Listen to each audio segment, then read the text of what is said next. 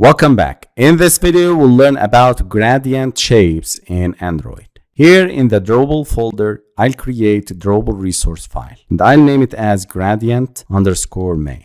I'll remove this selector, use the shape. This is an XML declaration that specifies the XML version and character encoding used in the document.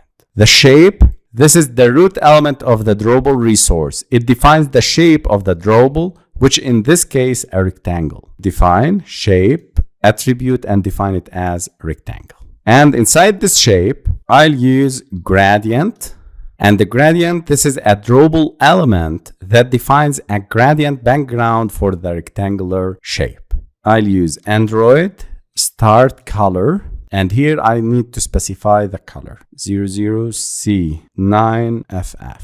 This is the blue. Start color attribute specifies the starting color of the gradient, and in this case it's a light blue color with a hexadecimal color code 00C9FF. Then I need to specify the end color. The end color 92FE9D. This will specify the ending color of the gradient. The angle 270 specifies the angle at which the gradient is applied. In this case, the gradient is applied vertically from top to bottom because the angle is set to 70 degrees. A value of 0 degrees would be horizontal from left to right. You can see 0 from left to right. If I specify 270, it will be from top to bottom. Then I need to use the type, which is linear. This attribute specifies that the gradient is a linear gradient, meaning its transition from one color to another is a straight line. Then we need to close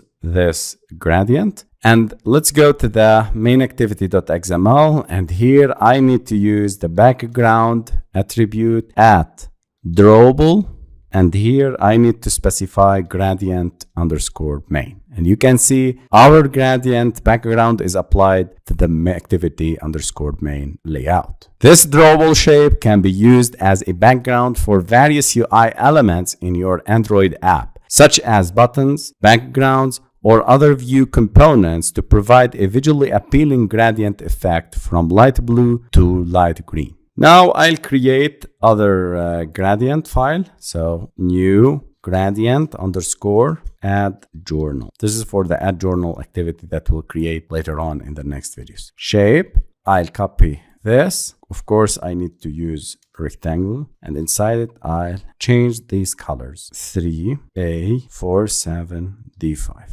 It's good.